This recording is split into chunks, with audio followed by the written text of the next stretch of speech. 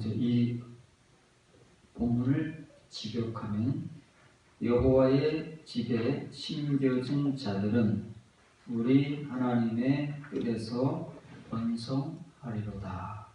됐습니다.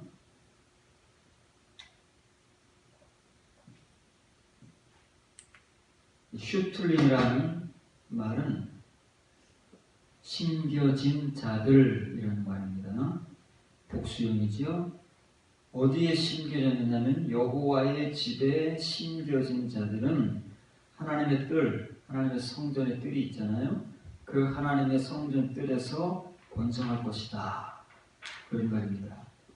그러면 도대체 어떻게 해서 이 사람들은 여호와의 집에 심겨진 사람들이 되었고, 이 여호와의 집에 심겨졌다는 것은 또 무슨 의미이며, 그리고 성경에서, 구약 성경에서 이렇게 심겨지거나 심었다고 나오는 말씀들은 영적 의미를 가지고 어떻게 우리에게 전달되고 있는가를 오늘은 살펴보려고 합니다. 이거 비유지요.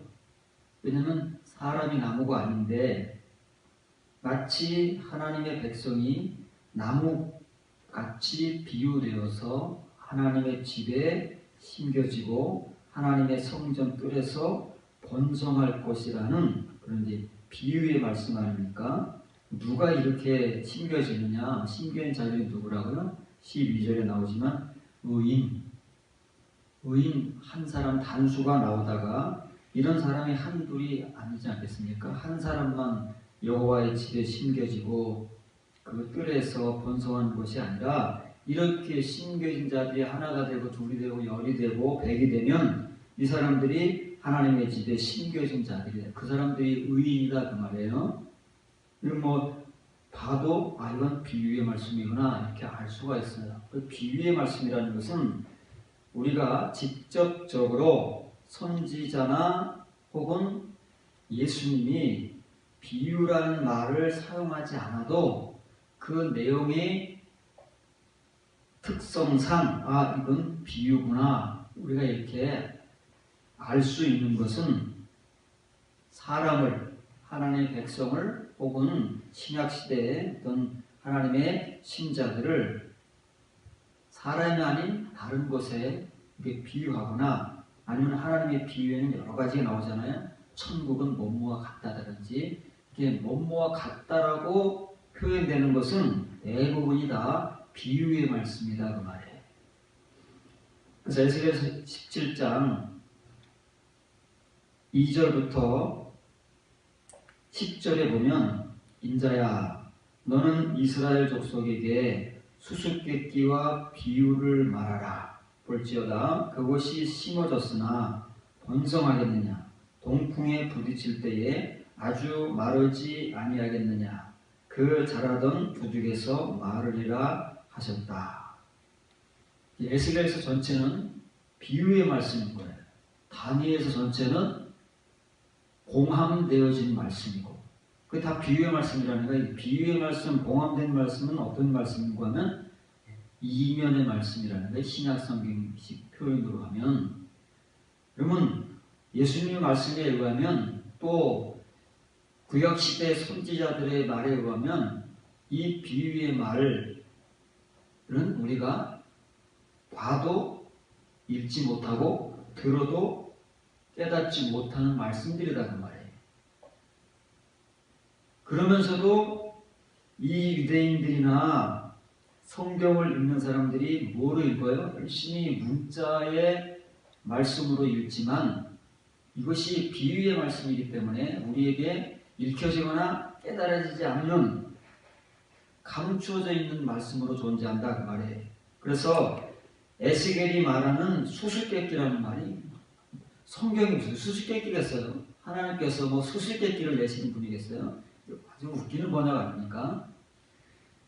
우리가 수수께끼라는 걸 알잖아요. 어떤 문제를 내잖아요. 풀기 어려운 문제를 수수께끼라고 하는데 이 당시 구약시대에 물론 수수께끼라는 말이 있었습니다만은 이때 수수께끼는 사람이 풀 수 없는 난해한 문제를 수수께끼라고 하는 거예요. 그럼 이 말을 다른 말로 하면 히다라는 말, 히다, 히브리어로는 히다라는 말은 감춰진 말씀이에요. 신약 성경의 아포칼립시스는 감춰진 것을 그 덮개를 벗겨서 드러내는 말씀이고, 칼립시스는 감춰져 있는 말씀과 똑같은 말이에요. 히다, 이게 이제 감춰진 말씀이고, 마샬, 이게 비유라는 말씀이에요. 그래서 잠언서가 솔로몬의 이 마샬의 복수형인 미슐렘을 쓰는 거예요. 그럼 잠언서는 전체가 다 비유의 말씀이라는 거예요. 그럼 이렇게 특정하게 그 제목이 비유라고 정해지거나 아니면 하나님께서 선지자를 통해서 비유의 말을 전하라고 한 그 말씀들만이 비유와 감춰진 말씀이 아니고 신구약 성경 전체가 다 이렇게 하나님에 의해서 덮여진 말씀이라는 말이에요. 그렇기 때문에 유대인들이 우리보다 수천 년 전부터 이 하나님의 말씀을 율법으로 받고 그 율법을 열심히 지켜 행해 왔지만 실패하고 하나님 앞에 심판받으며 멸망할 수밖에 없었던 이유는 그들이 이런 히다와 마샬의 말씀을 그냥 눈으로 보이는 그라마의 말씀으로만 읽고 깨닫고 그리고 그것을 지키려고 했기 때문에 다 실패했다는 말이에요. 그러나 구약 성경의 성도들 가운데는 아브라함을 시작으로 해서 다윗, 기타 구약 성경에 등장하는 하나님의 참된 성도들이 우리에게 증거되고 있습니다. 그 사람들은 이 하나님의 말씀을 다른 유대인들과 같이 그라마의 말씀으로 읽고 깨달은 것이 아니라 에스겔 선지자에게 하나님께서 말씀하시니 히다와 마샬, 감춰진 말씀과 비유의 말씀으로 읽고 깨달아서 그 말씀을 따라 살았기 때문에 다른 유대인들과 같이 멸망하거나 심판의 자리에 이른 것이 아니라 하나님으로부터 하나님의 성도라 인정받을 수 있었다는 말입니다. 그럼 이렇게 모든 말씀들이 히다와 마샬로 구약 성경은 기록되어 있고 신약 성경은 파라볼레, 예수님께서 직접 비유라고 말씀하셨지만 그렇게 말씀하지 않은 다른 모든 말씀도 다 레마타의 말씀들이기 때문에 감춰진 말씀이다.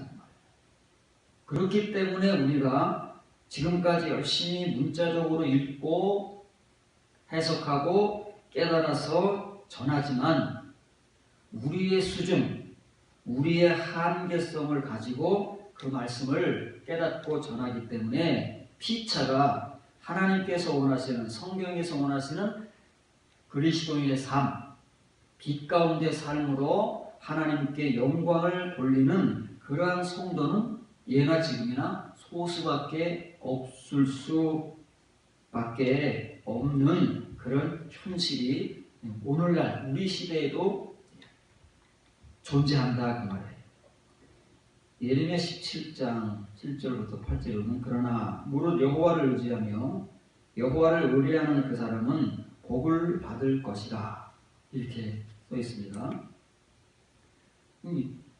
여호와를 처음에는 의지한다고 그랬다가 뒤에는 또 여호와를 의뢰한다고 그랬다가 어떤 말이 맞는가? 의지가 맞는가? 의뢰가 맞는가? 같은 말인데도 이렇게 번역하는 것이 앞뒤가 바로 따라 나오는 말을 다르게 하는 거예요. 단어는 똑같아요. 히브리어 반어는. 이건 의지한다는 말이 아니라 그랬죠. 신뢰한다, 믿는다 그 말입니다. 바타흐라는 단어를 쓰는 거예요.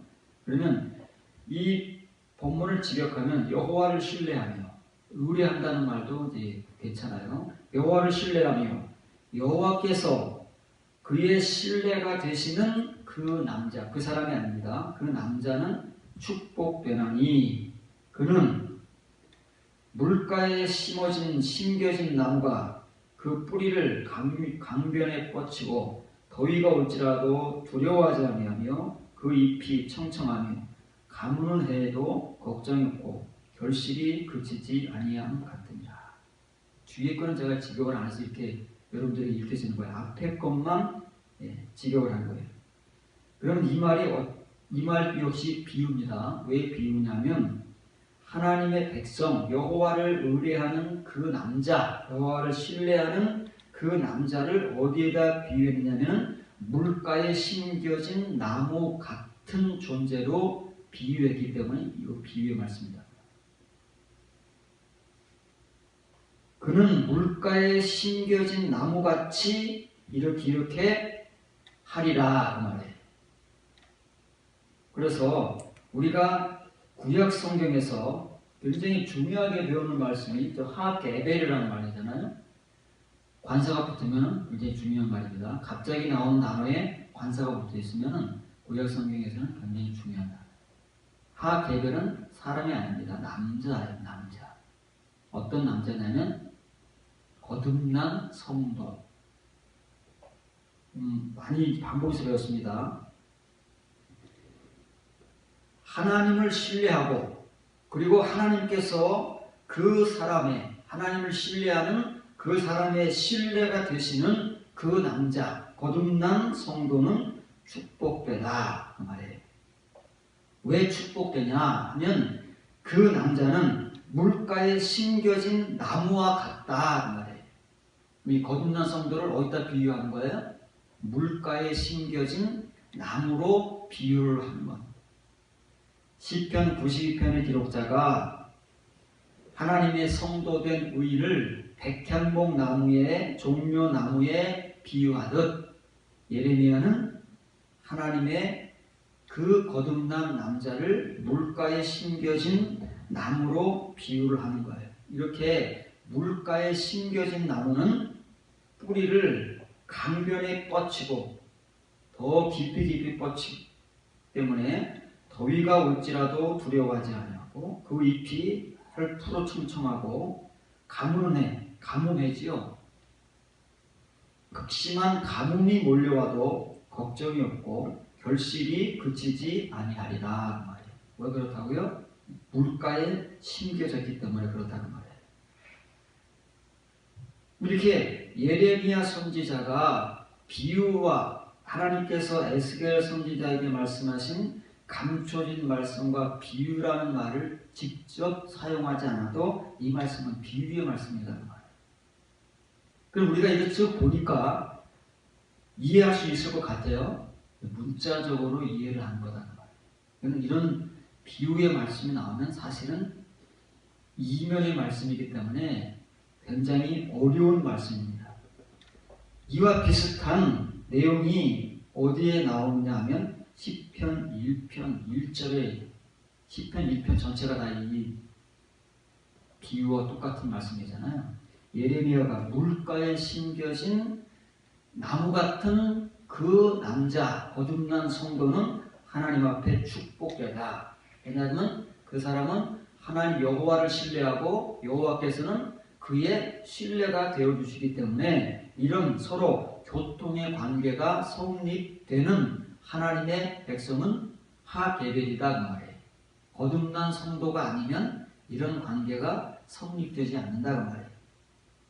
이런 관계가 성립되면 그 사람은 마치 물이 풍성한 그 물가에 심겨진 나무와 같은 존재로 살아간다 그 말이에요. 예레미야가 전하는 이 비유의 말씀보다 조금 더 그 내용이 넓고 우리가 더 많이 이해할 수 있도록 기록해 놓은 성경이 바로 다윗의 시편 1편이라는 것. 1절부터 3절까지 보면 복 있는 사람은 악인들의 꾀를 따르지 아니하며 죄인들의 길에 서지 아니하며 오만한 자들의 자리에 앉지 아니하고 오직 여호와의 율법을 즐거워하여 그의 율법을 주야로 묵상하는 것. 그는 시냇가에 심은 나무가 철을 따라 열매를 맺으며 그 잎사귀가 마르지 아니함 같으니 그가 하는 모든 일이 다 형통하리로다. 이렇게 한글 성경으로 기록되어 있습니다.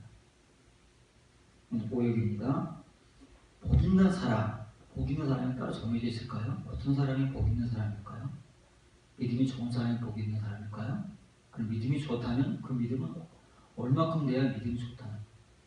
도대체가 우리가 성경으로 알고 있는 우리가 가진 이 한글 성경이라는 것이 도대체가 정체불명이라는 말이에요. 여러분 복 있는 사람입니까? 복 있어요? 어떤 복이 있는 사람입니까? 이 복은 어떤 복일까요? 그러면 여러분들이 복이 있다고 생각하면 왜 복이 있다고 생각합니까? 근거가 없는 거예요. 근거가. 성경은 근거 없는 얘기는 절대 하지 않습니다.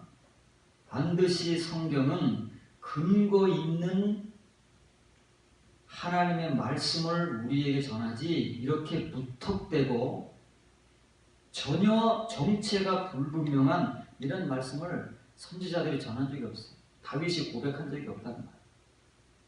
근데 왜 이렇게 써놨느냐면은 이게 뒤에 말이 너무 길어요. 수식어가 너무 기니까 자기 마음대로 이렇게 복 있는 사람이라고 떡하니 이렇게 번역을 해놓은 거예요.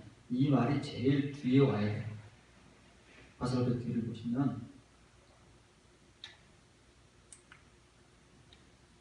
불의한 자들의 계획을 따르지 아니하며 죄인들의 길에 서지 아니하며 비웃는 자들의 자리에 앉지 아니하며 오직 여호와의 율법으로 말미암아 여호와를 기뻐하며 그의 율법을 밤낮 묵상하는 그 사람은 행복하다 그 말이에요.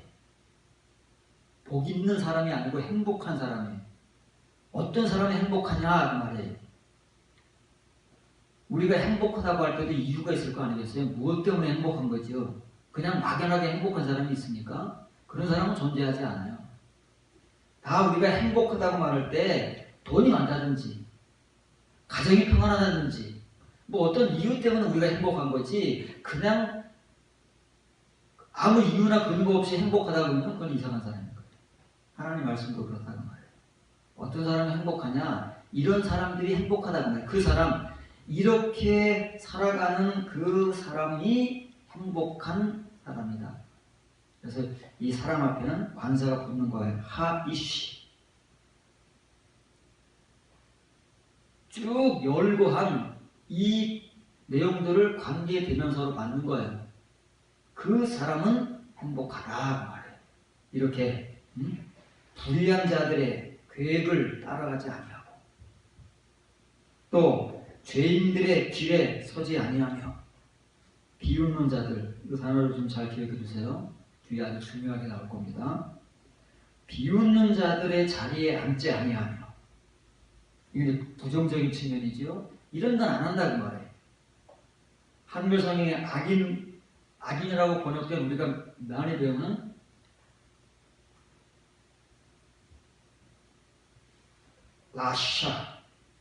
라샤림 이게 이제 불의한 자들이라는 말이에요. 야샤르의 반대말, 공의로운 자의 반대말, 불의한 자들의 계획을 따르지 아니하고 죄인들의 길에 서지 아니하고 비웃는 자들의 자리에 앉지 않은 이런 이제 부정적이고 잘못된 것을 행하지 아니하고 그 사람이 행하는 일이 있다고 말이에요. 이런 것들은 하지 않고 어떤 것을 행하냐면 여호와의 율법으로 말미암아 여호와를 기뻐하는 거예요. 그냥 막연하게 기뻐하는 게 아니라 여호와의 율법, 하나님의 말씀을 읽으면 하나님을 기뻐하게 돼서 하나님이 이런 분이시구나. 하나님을 알아가는 것이 하나님의 말씀을 통해서 하는.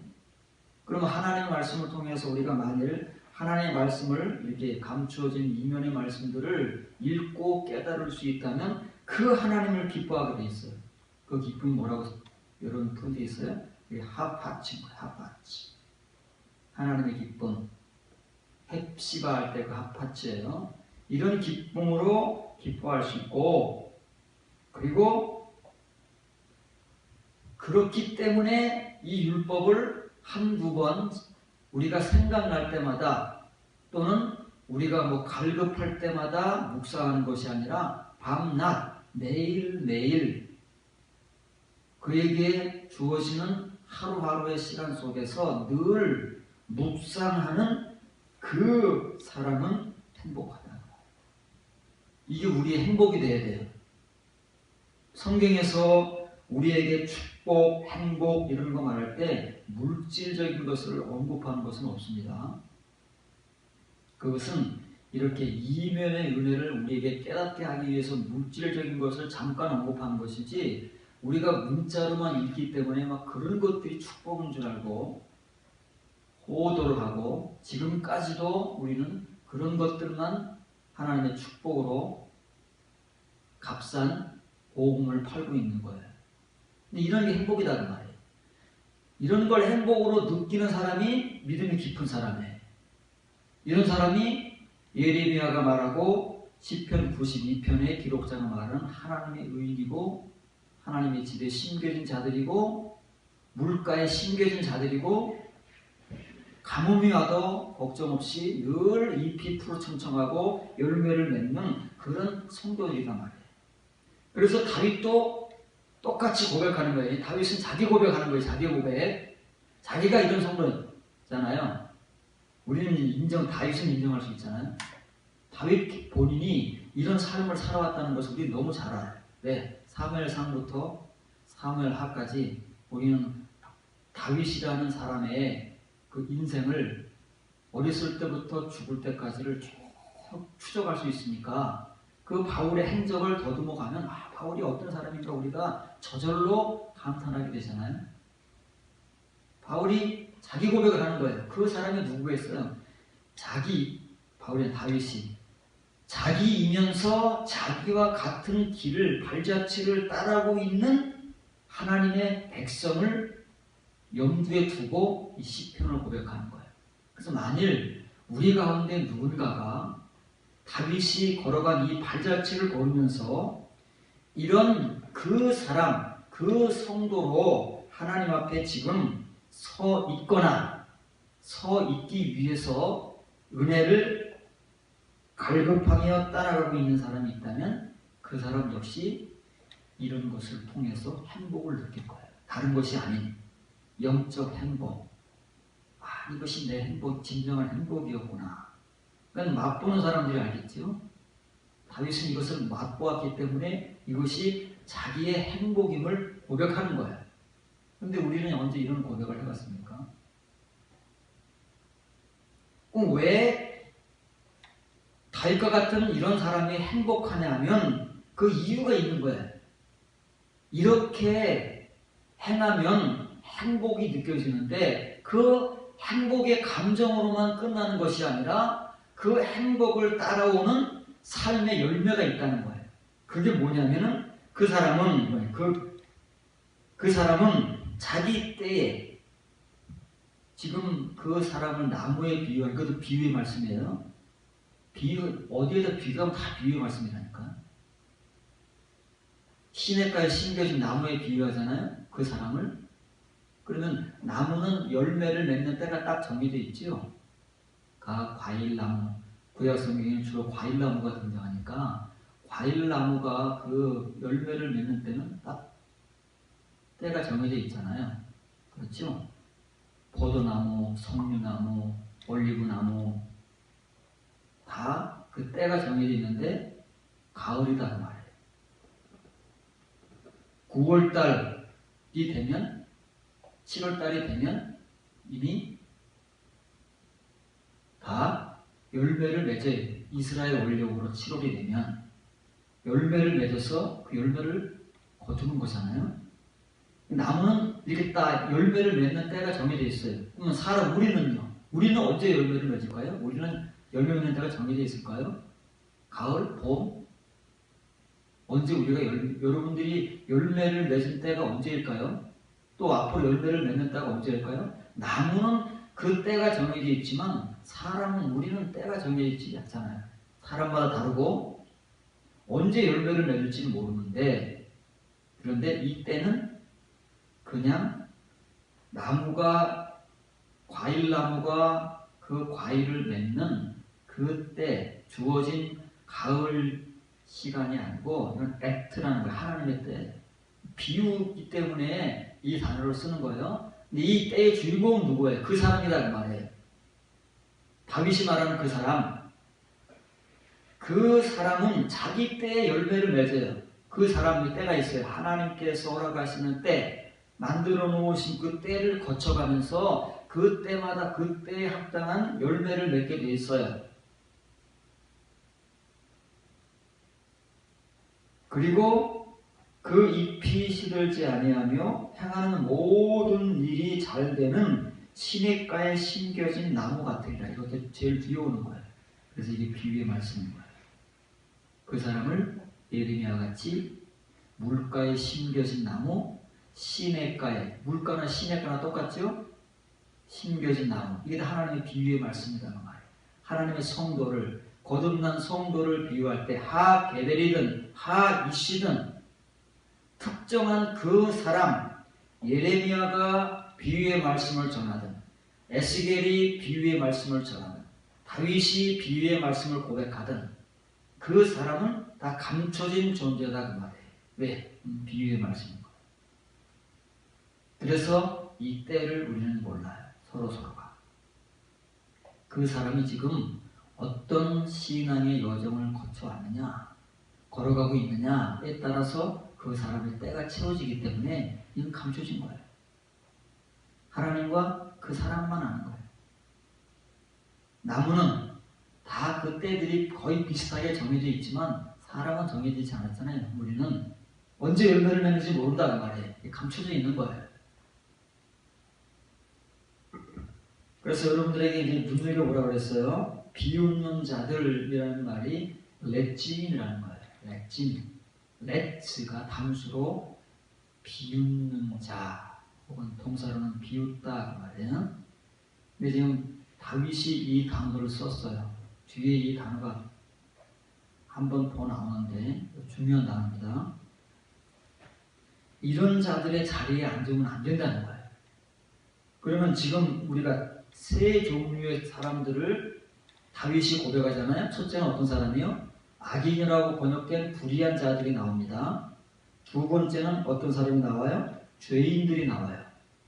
그런데 이 불의한 자는 꾀를 짜는, 앞으로 뭘 할 건지 계획을 세우는 거예요. 불의한 자들이 어떤 계획을 세우겠어요? 불의한 계획을 세우겠지. 선한 계획을 세우겠습니까? 그러니까 그런 계획을 따라가면 안 됩니다. 죄인들은 어떤 길을 가지요? 선한 길을 갈까요? 악한 길을 갈까요? 당연히 악한 길을 가겠지요. 그래서 죄인들의 길에 서 있으면 안 돼요. 같이. 그 길을 가면 안 된다는 거예요. 그런데 여기 지금 한글 성경으로는 오만한 자들이라고 의역을 해놨어요. 오만하다고는 뜻은 없는데 비웃으니까 오만하다고 의역을 해놓은 거예요. 여기뿐만 아니라 뒤에 나오는 성경 구절에도 오만하다고 더 의역을 해놓은 거예요. 이건 이제 비웃는 자들이에요. 그런데 이 비웃는 자들은 어떤 자리에 앉아있대요. 그런데 다윗은 이렇게 하나님의 시냇가에 심겨진 나무 같은 영적 존재, 그 사람은 이 비웃는 자들의 자리에 앉지 않는데요. 그래서 이 비웃는 자들을 기억을 해놓으시면 뒤에 나오겠습니다.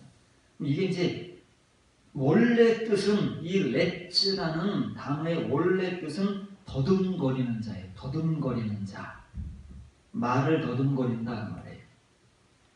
그리고 이 말은 또 해석하는 자라는 뜻이 있어요. 식동사로 사용하면 해석하는 자라는 뜻이 있고, 해석하는 자가 누구예요? 그 당시에? 네, 선생님들이에요. 어떤 선생님들이요? 모래 선생들.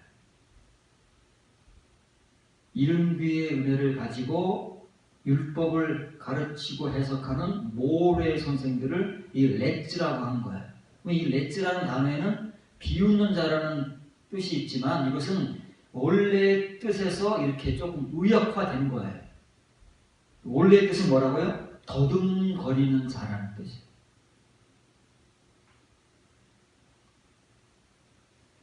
그럼 이 더듬거린다는 게 무엇이냐면 분명 말을 분명하게 하지 않는다는 못한다는 뜻이에요.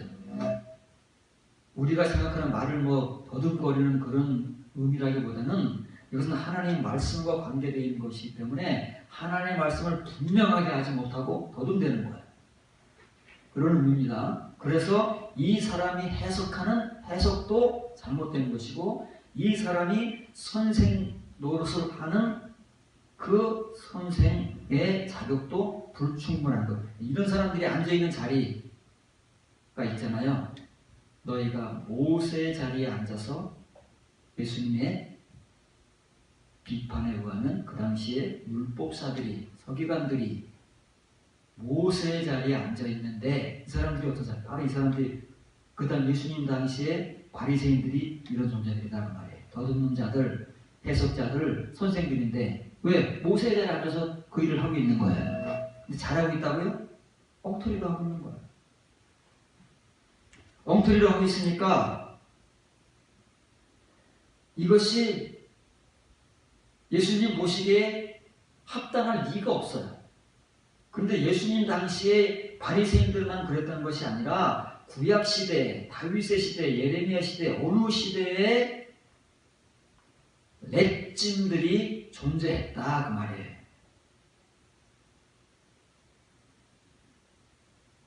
그래서 시편 1편 1절부터 3절의 가장 중요한 주제는 이거예요. 그 사람은 행복하다 그 말이에요. 하이시잖아요. 하이시, 아쉐르. 아슈레이는 행복한, 행복이에요. 행복. 축복이 아니고 축복은 뭐죠? 베렉. 그 사람이 행복해요. 근데 그 사람이 어떤 사람이라는 거예요? 이렇게 심겨진 나무 같은 그 사람이에요. 어디에 심겨졌느냐면은 물의 시내들이에요. 우리가 펠렉을 배웠어요. 시내를 배우면서 시내가 구약 성경에 세 가지로 나온다고 해요. 중요한 시내가 말씀과 관계되어서 나오는 시내가 세 가지가 있다고 그러는데 그 중에 하나님의 성소에서 흘러나오는 물을 상징하는 시내가 펠렉이라고 했잖아요. 그런데 다윗이 고백하는 그 사람이 어떤 존재에 비유되고 있느냐면 그 물의 시내들, 시내 하나가 아니라 시내들, 복수형으로 그 얼마나 물이 많겠어요? 시내들이 모이는 그 물이 넘치고 풍성한 그 가에 심겨진 나무 같은 존재이기 때문에 행복하고 그 행복한 사람은 이런 존재로 다윗이 비유의 말씀을 합니다. 잘 알아두셔야 돼요. 그러면 이제 이 렛짐과 관계되어서 이사야 29장 18절 19절을 보도록 하겠습니다. 그날에 못 듣는 사람이 책의 말을 들을 것이며 어둡고 캄캄한 데서 맹인의 눈이 볼 것이며 겸손한 자에게 여호와로 말미암아 기쁨이 더하겠고 사람 중 가난한 자가 이스라엘의 거룩하신 이로 말미암아 즐거워하리니 이는 강포한 자가 소멸되었으며 오만한 자가 그쳤으며 죄악의 기회를 엿보던 자가 다 끊어졌습니다. 이사야 선지자가 하나님의 묵시의 말씀을 받아서 그 날, 하나님의 날, 정해진 그 날에 대해서 예언의 말씀을 하는 거예요. 이사야 당시의 유대인들은 역시 타락한 유대인들입니다. 그런데 하나님께서 정해놓으신 그 날이 되면 지금 이사야가 이 하나님의 묵시의 말씀을 전해도 어떻다고요? 들어도 못 읽고 못 듣고 읽어도 눈으로 봐도 못 읽는다는 말이에요. 지금 이사야 시대의 유대인들은 그런데 하나님께서 정해놓으신 그 날이 되면 이렇게 못 듣던 사람, 한글로는 못 듣는 사람이라고 했지만 이제 의역을 하면, 직역을 하면 귀머거리들이 이렇게 서는 거예요. 귀머거리들이에요. 그리고 어둡고 캄캄한 데서 맹인의 눈이 볼 것이며, 맹인의 눈, 장님들이죠. 장님들을 말하는 거예요. 장님들이 어둡고 캄캄한 데서 어떻게 봅니까? 눈 감았는데. 눈을 떠도 못 보는데 눈 감은 장님이 어둡고 캄캄한 데서 어떻게 보겠어요? 이게 오역이에요. 어떤 말을 이렇게 했느냐면, 뒤에 장님들의 눈이 지금 이제 감겨졌잖아요. 유대인들이 진짜 장님들이 아니고 말씀을 읽으면서도 못 본다고 말해요. 그래서 장님인 거예요. 말씀을 들으면서도 못 들으니까 귀머거리라고 하는 거예요. 이사야가 그 당시 유대인들을. 그런데 하나님의 그날이 되면 이렇게 하나님 말씀을 들려줘도 못 듣던 귀머거리들이 하나님 말씀, 그 성경의 말씀들을 들을 수도 있는 날이 오고, 지금 다 성경 말씀을 읽으면서도 읽지 못하는 이 장님 같은 존재들이 그 어두움과 흑암으로부터, 왜 그 사람들이 장님이에요? 눈이 가려졌어요. 어두움과 흑암 때문에, 자기 자신들의 어두움과 흑암으로 말미암아 눈은 뜨고 있는데 영적 시야가 가려져 버린 거예요. 그 어두움과 흑암으로부터 장님들이 보게 될 날이 도래하게 된다 그 말이에요. 하나님으로부터. 이렇게 귀머거리와 장님들을 또 어떤 사람으로 묘사하느냐면,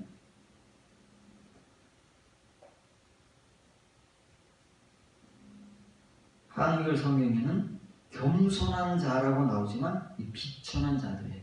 아니 지금 귀머거리와 장님 나오는데 갑자기 겸손한 자가 왜 나오겠어요? 이 사람들이 겸손한 자입니까?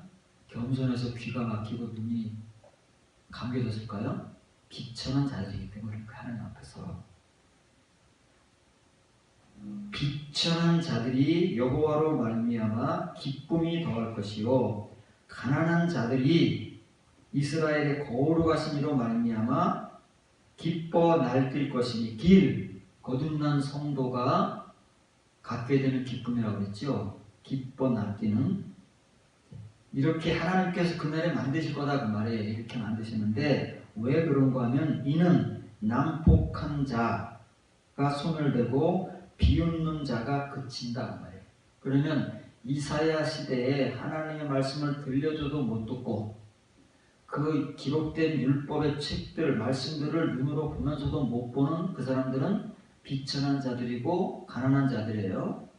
근데 왜 이 사람들이 귀머거리가 되고 장님이 됐느냐, 왜 비천한 자들이고 가난한 자들이 됐느냐면, 지금 그 사람들이 난폭한 자요 비웃는 자이기 때문에 그런 거예요. 난폭하고 비웃는 자에 의해서 가르침을 받아요. 그래서 이사야가 던지는 이 하나님의 묵시의 말씀을 듣지도 못하고 보지도 못하는 거예요. 예레미야 시대나 이사야 시대나 어느 선지자 시대에 다른 선지자들이 없지 않았다고 그랬지, 오히려 더 많아요. 이렇게 참된 선지자들이 복음을, 묵시의 말씀을 전하던 시대에도 다른 선지자들이 더 많았어요. 어떤 선지자들이? 거짓 선지자들. 그 사람들을 지금 난폭한 자, 비웃는 자, 한글로는 오만한 자, 시편에서도 오만한 자라고 했지만 이거 렛즈라는 말이에요. 비웃는 자, 단수 썼잖아요. 위에는 지금 복수형이 나와요. 귀머거리들, 장님들, 비천한 자들, 가난한 자들, 이게 단수가 나오는데 뒤에는 난폭한 자, 비웃는 자, 단수가 나온다고 해요. 이 선생들이, 선생. 이런 사람에 의해서 배운, 가르침을 받은 그 당시의 유대인들은 하나님의 참 선지자의 묵시의 말씀을 들을 수도 없고 볼 수도 없다고 말해요. 왜 그러냐면 이런 사람들 때문에 그런 거예요. 그러면 이런 하나님이 정하신 그날에는 이런 선생들은 존재할 수가 없어요. 어떤 선생들만 존재해요?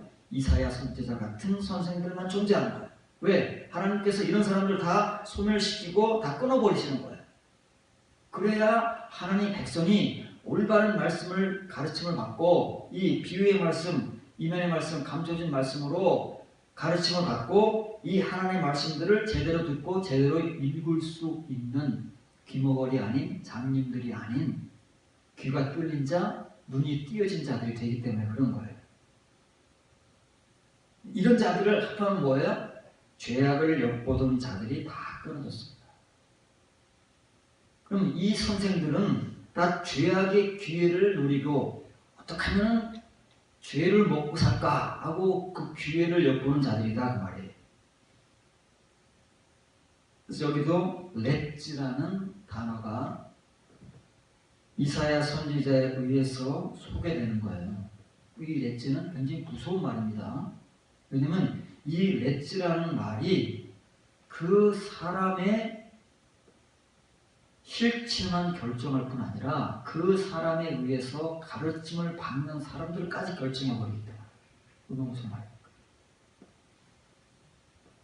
저를 예를 들면 저라는 사람이, 나라는 사람이 어떤 실체가 결정되잖아요. 그러면 나에 의해서 여러분들도 결정된다고 말해요.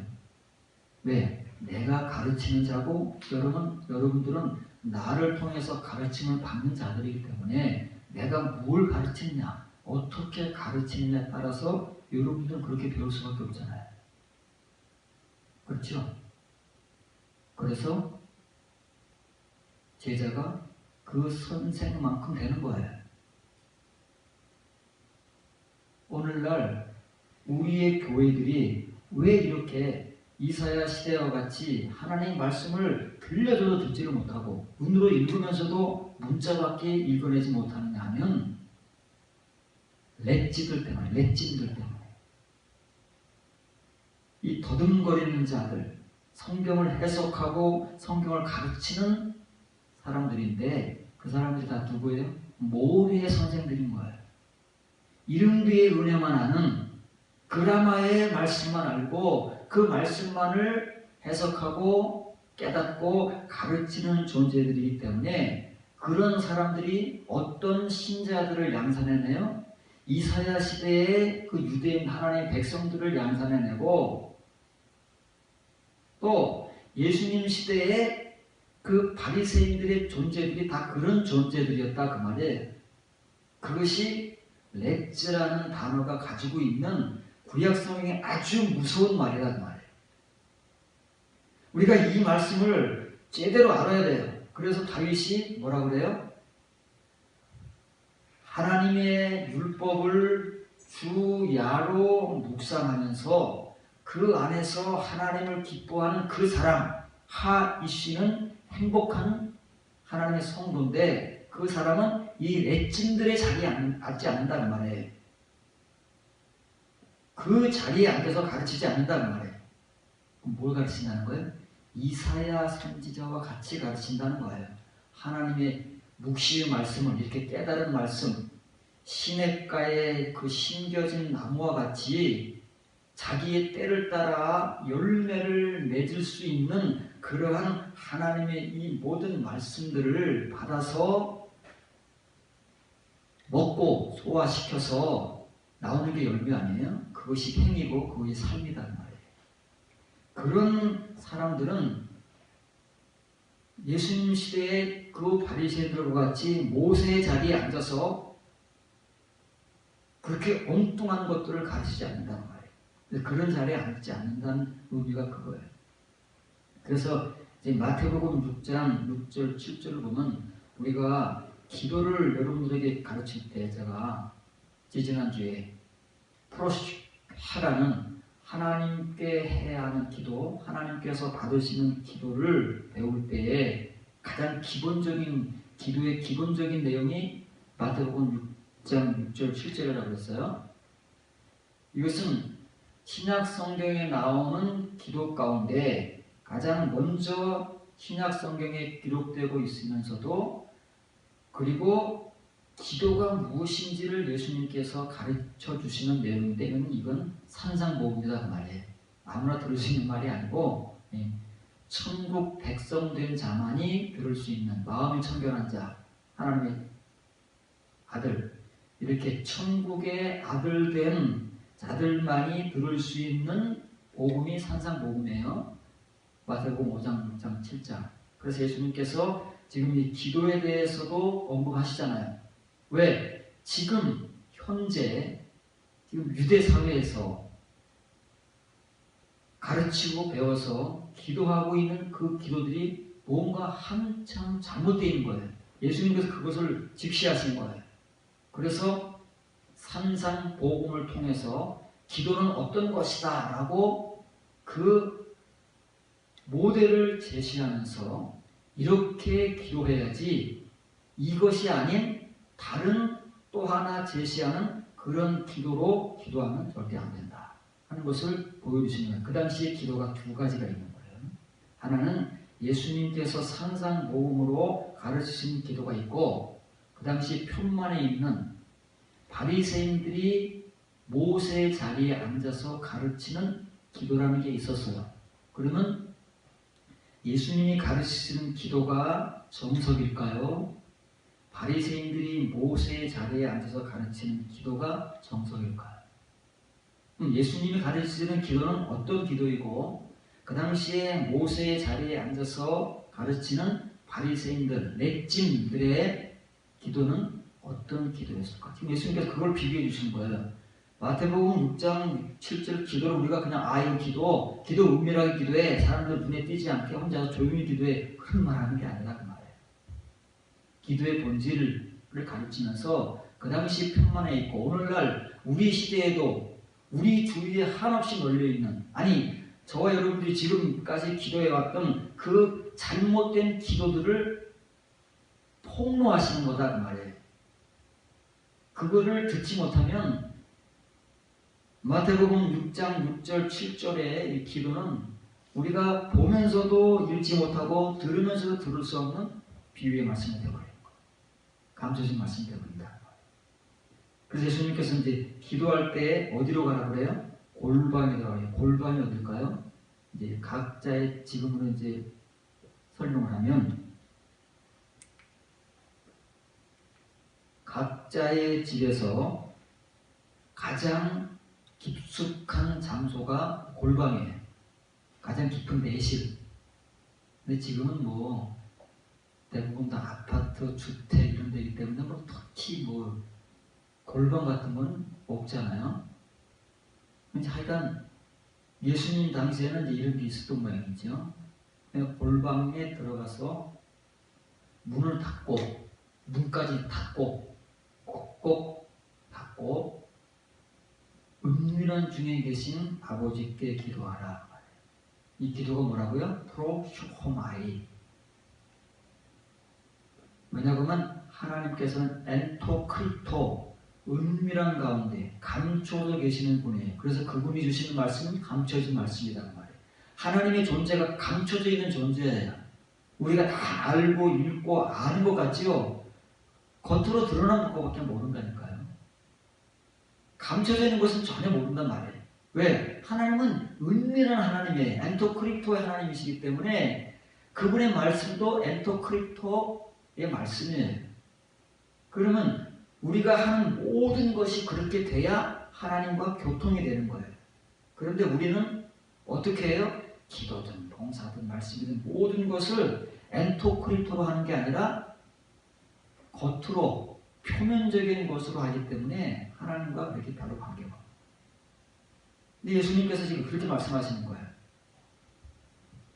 왜냐하면 하나님께서는 은밀하신 하나님이기 때문에, 의역하면 은밀하다는 거예요. 감춰져 계신 하나님이시기 때문에 우리의 기도 역시 감춰져 있는 가운데서 감춰져 있는 기도를 들으시고 그 기도를 우리에게 응답하실 때에는 파네로서 적나라하게 보이는 것으로 드러나게 갚으시리라. 그런 말이라고 그랬잖아요. 여기 드러나게가 빠졌다고 그랬잖아요. 이게 예수님께서 우리에게 가르쳐주시는 엔토크리토의 기도예요. 성경적 기도. 우리가 기도에 대해서 배울 게 아직 많아요. 이제 겨우 2개 배운 거예요. 유코마이와 프로시코마이. 8개의 기도 가운데 가장 기본적인 기도 2개 배운 거예요. 우리가 지금까지 하고 있던 루코마이, 우리의 소원만 그냥 냈다 들어달라고 땡깡 부르는 그런 기도만 알고 있는데, 예수님과 사도들이 기도는 그런 게 아니다. 기도는 우리가 원하는 소원 들어달라고 떼쓰는 게 아니라 하나님께서 원하시는 그런 프로슈코마이의 기도를 해야 기도를 하는 것이고, 그 기도는 엔토크리토, 은밀한 중에 계시는 아버지께 은밀하게 기도해야 하는 그 기도다 하는 것을 예수님께서 지금 가르쳐 주시는데 우리는 이 기도를 모르잖아요. 그래서 지금도 못하고 있잖아요. 지금까지. 일단 우리는 열심히 기도해라. 다 들어주신다. 엉뚱한 말만 하고 있지 예수님이 하신 말씀을 모르니까 예수님의 이 기도는 우리가 못 가르쳤다고 말해요. 왜? 우리가 다 맷진들이니까. 그런데 예수님이 가르치시는 이런 기도가 아닌 다른 기도가 있어요. 저 딴 나라에 있는 게 아니라 예수님께서 복음을 전하러 다니시던 그 유대 전역에 다른 기도가 실제 있었는데 어떤 기도가 실제 있었냐면 중언부언하는 기도가 있었다. 그런데 이 기도는 마치 이방인들이 자기 신들에게 기도하는 것 같아요. 왜 이렇게 비교를 했을까요? 다른 신은 존재한다고요? 안 한다고요? 오직 하나님만이 신인데 이방인들은 하나님을 모르니까 각자 자기들이 만들어 놓은 우상을 신으로 정해놓고 그 신에게 기도를 하는 것을 하는데 무슨 기도를 해요? 전부 자기들이 필요한 것들만 한다는 말이에요. 근데 이걸 누가 배워요? 과거 구약시대의 유대인들이 그걸 배워가지고 똑같이 하더라는 말이에요. 그러니까 예수님 시대에 기도라는 게 존재했는데 유대인들 가운데 그 기도는 이방인들이 자기들 우상에게 자기들에게 필요한 것들만 다 달라고 기도하는 그런 기도와 똑같은 기도를 유대인들이 하고 있는데 그 기도는 어떤 기도라고요? 한글로 이 중언부언이지 이건 바토로게오라는 거예요. 바토로게오. 바토로게오라는 거예요. 이렇게 하지 말라는 거예요. 이건 하지 말라는 거예요. 그럼 이 말은 바토스라는 말과 로게오라는 말이 복합된 거예요. 바토스라는 말이 더듬거리다 그 말이에요. 구약 성경에 여러분들이 소개해준 레츠가 신약 성경에 예수님께서 하신 바토스하고 똑같은 말이에요. 더듬거리는. 말을 더듬는다는 게 아니라 말이 불분명하다 그 말이에요. 성경의 말씀을 하지 않고 하나님께서 받으실 수 있는 기도를 하는 게 아니라 뭔 소리인지 알아듣지 못하는 기도를 우리들끼리만 하고 있더라고 말이에요. 유대인들끼리만 하고 있더라고 말이에요. 예수님께서 그걸 지금 폭로하신 거예요. 그 기도 그렇게 말해요. 내가 가르쳐주는 기도를 해라. 그런데 이거를 알아듣지를 못하잖아요. 왜? 산상복음, 천국복음이니까. 이사야 시대에 예레미야 시대에 다윗 시대에 다윗이 시편을 기록하고 예레미야가 예레미야서에 기록하고 이사야가 이사야서에 기록한 걸 그 당시에 유대인들이 알아들었냐고요. 그 율법 성경 하나님 말씀들이 이루면서 그걸 읽어냈냐고요. 안 된다니까요. 할 수가 없는 거예요. 왜? 그냥 엔토크리스 된 거예요. 엔토크리토이신 감춰진 하나님께서 그분의 말씀을 이렇게 감춰진 말씀 비유의 말씀으로 묵시의 말씀으로 참 선지자들에게 주셨기 때문에 그들이 그렇게 전할 수밖에 없고 그들이 전하는 말을 아무리 문자로 읽어봐야 우리들이 읽을 수 있는 문자밖에는 못 읽어내는 거예요. 우리 다 읽은 것 같아요. 다 읽을 수 있는 것 같고 다 해석할 수 있는 것 같아요. 그러나 보면서도 읽지 못하고 들으면서도 듣지 못하는 것이 시라요 마샤우드라는 거예요. 그러니 예수님께서 하나님께서 이런 말을 얼마나 듣기 싫어하시겠어요. 말도 안 되는 소리 막 떠들면서 그냥 기도랍시고 그냥 자기들 필요한 것들만 와서 지는데 하나님께서 얼마나 고통스러우시겠는지 하는 말이에요. 그래서 예수님께서 기도를 가르치신 거예요. 그렇게 기도하지 마라. 그런 기도를 하지 말아라. 근데 그런 기도를 누가 하고 있다고요? 예, 바리새인들이 하죠. 바리새인들이 자기들이 이런 기도밖에 못하니까 맷짐이 되어서 율법의 해석자가 되고 율법의 선생들이 되어서 유다 백성들에게 이걸 가르쳐 온 거예요. 지금까지. 그러니 이렇게 배운 유대인들이 어떤 기도를 하겠어요? 똑같은 걸 하는 거예요. 바토스 로게오를 하는 거예요. 하나님께서 들으실 수 없는 거예요. 예수님께 지적하잖아요. 이런 거 하면 안 돼. 이런 거 하지 마. 하나님께서 안 들어주셔. 예수님이 하나님이십니까? 너무 잘하실 거 아니겠어요? 지금까지 얼마나 들으시겠어요? 듣다가 오신 거 아니에요? 그러니 누구보다도 잘 아시는 예수님께서 이런 기도는 하지 마라. 안 듣는다 우리가. 어떤 기도를 하라고요? 엔토크리토의 기도를 해라. 레침이라는 말, 바토스 말이 무서운 겁니다.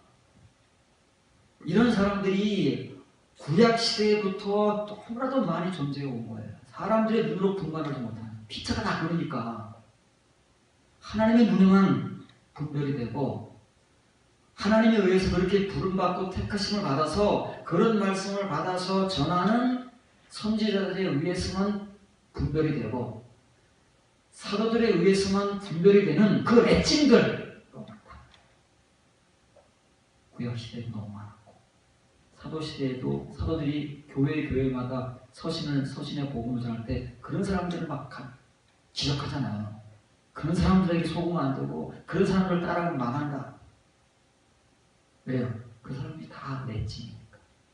바토스 로기오를 하는 사람.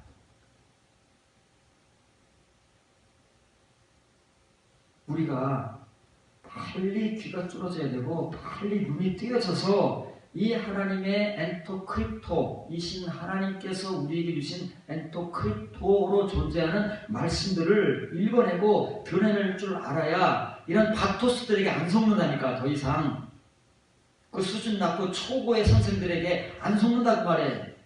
우리 영혼을 거기다 팔지 않는다고 말해. 우리 영혼이 죽어요. 그래서 우리는 어쨌거나 하나님의 말씀을 따라가고 하나님의 말씀을 전하는 이 성경의 기록자들이 무슨 말을 우리에게 전하고 있는가를 우리가 눈에 불을 켜고 정말 그 말씀을 그냥 막 부러질 듯이 추적하고 탐구하면서 하나님의 말씀만을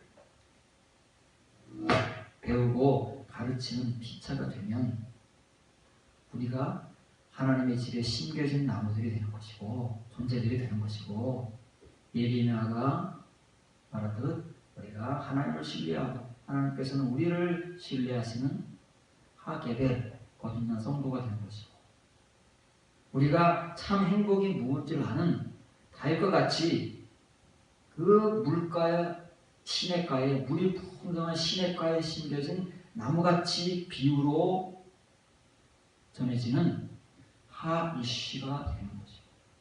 이런 사람들이 되어질 때에 레침들이 사라진다는 말이에요. 존재할 수가 없겠죠.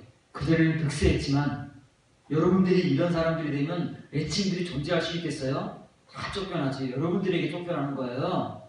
그런데 여러분들이 레침들의 수준을 못 벗어나면 레침들이 득세하는 거예요. 같이 망하는 겁니다. 그래서 정신을 더 차리고 하나님의 말씀이 정말 어떤 것인가를 우리가 다윗이 고백하는 대로 주야로 밤낮으로 추적하고 탐구하면서 이건 여기 서 있는 목사들만 할 일이 아니에요. 여러분들도 해야 되는 일이에요. 그래야 여러분들도 행복을 아는 그 사람이 되는 것이고 시냇가들에 심겨진 나무 같은 존재가 된다는 말이에요. 그런 은혜가 여러분들에게 함께하기를 바라겠습니다.